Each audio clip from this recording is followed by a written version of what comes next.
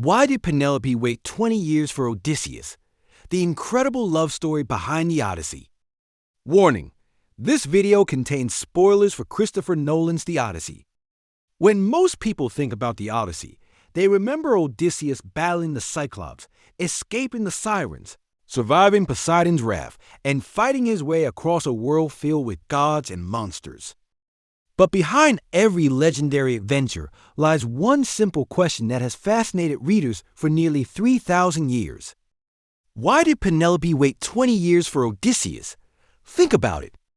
20 years is an incredibly long time. A child can be born, grow up, and become an adult in that time. Kingdoms can rise and fall.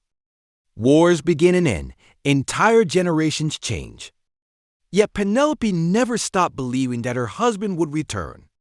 Most people would have given up. The people of Ithaca certainly did. Even many of her closest servants believed Odysseus was dead. So why did Penelope keep waiting? The answer goes far beyond love. It's one of the greatest stories of loyalty, intelligence, hope, and faith ever written. Let's explain. Odysseus didn't leave by choice. To understand Penelope's decision, we first need to understand why Odysseus disappeared for so long. When Helen of Troy was taken to the city of Troy, the Greek kings united to bring her back. Odysseus, the king of Ithaca, was bound by an oath to join them. The problem was that he didn't want to leave. Unlike many of the other Greek heroes, Odysseus wasn't chasing glory. He had a peaceful kingdom, a loving wife, and a newborn son named Telemachus. According to Greek mythology, Odysseus even pretended to be insane in an attempt to avoid the war.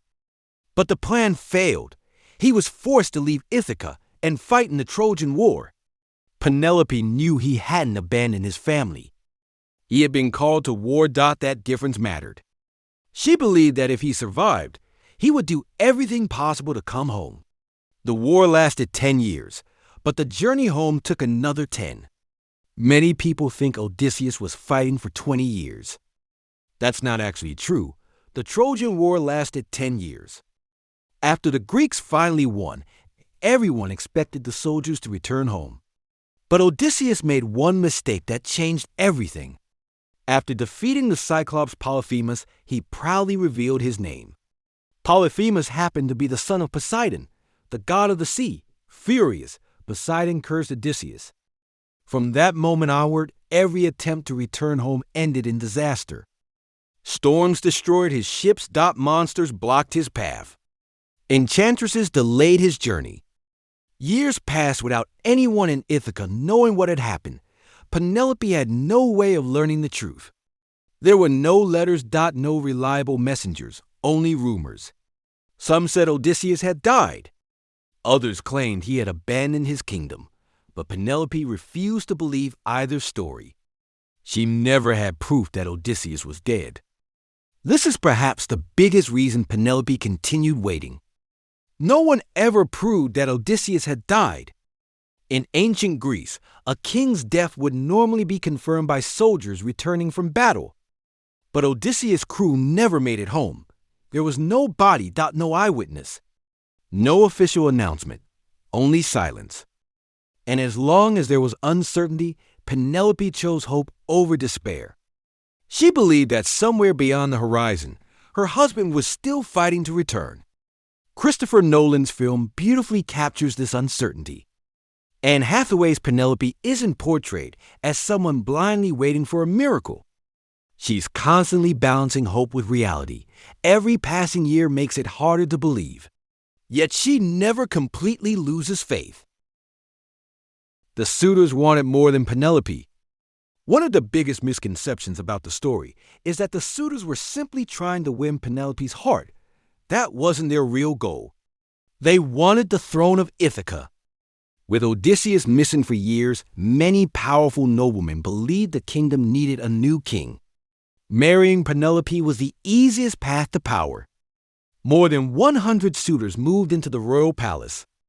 They ate the kingdom's food, spent its wealth, mocked Telemachus, and pressured Penelope every single day to choose one of them. Their patience was running out. If Penelope finally accepted one of them, Odysseus' family would lose everything. So every day she delayed was another day she protected her husband, her son, and the kingdom. The famous weaving trick. Penelope's greatest weapon wasn't a sword, it was her intelligence. Knowing she couldn't reject the suitors forever, she came up with one of the most famous tricks in literature. She announced that she would choose a new husband after finishing a burial shroud for Odysseus' elderly father, Laertes. The suitors agreed. Every day she sat at her loom and appeared to weave the cloth. But every night, after everyone had gone to sleep, she secretly unraveled everything she had completed. The work never ended. For years, Penelope successfully delayed the decision.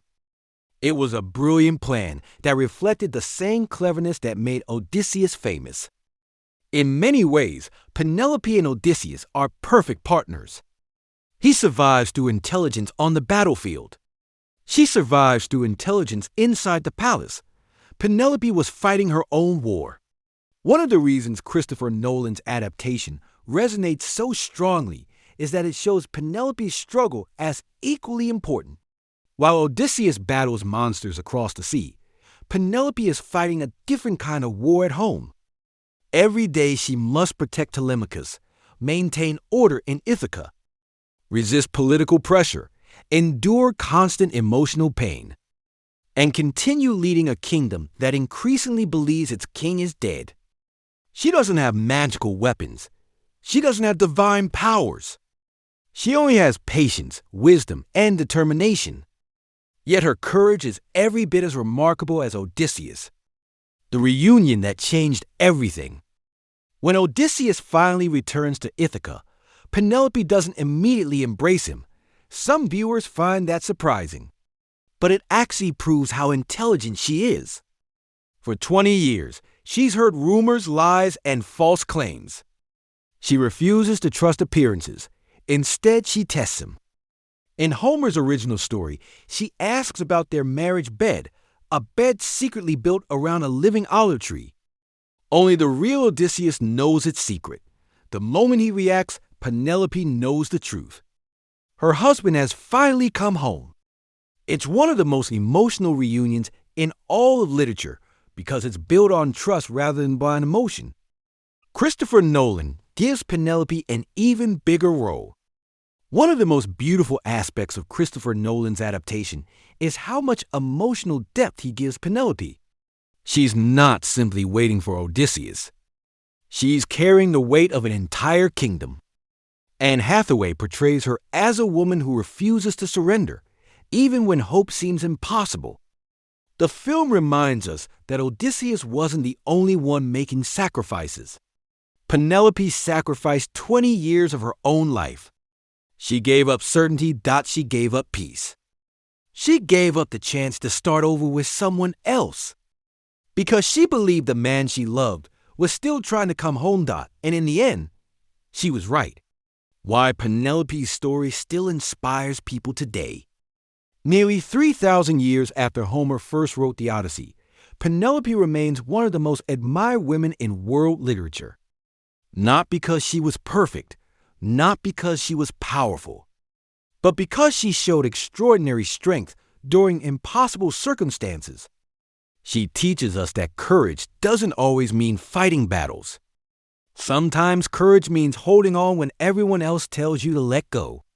Sometimes it means believing in someone when the entire world says they're gone forever. And sometimes the greatest act of love is simply refusing to give up. That's why Penelope waited 20 years, not because she was weak, not because she had no other choice, but because she believed that love, loyalty, and hope were stronger than time itself. Final thoughts. Christopher Nolan's The Odyssey reminds us that while Odysseus may be the legendary hero of the story, Penelope is its emotional soul. Without her unwavering faith, there will be no home worth returning to. Her 20-year wait isn't just one of the greatest love stories in Greek mythology. It's one of the greatest demonstrations of loyalty ever written.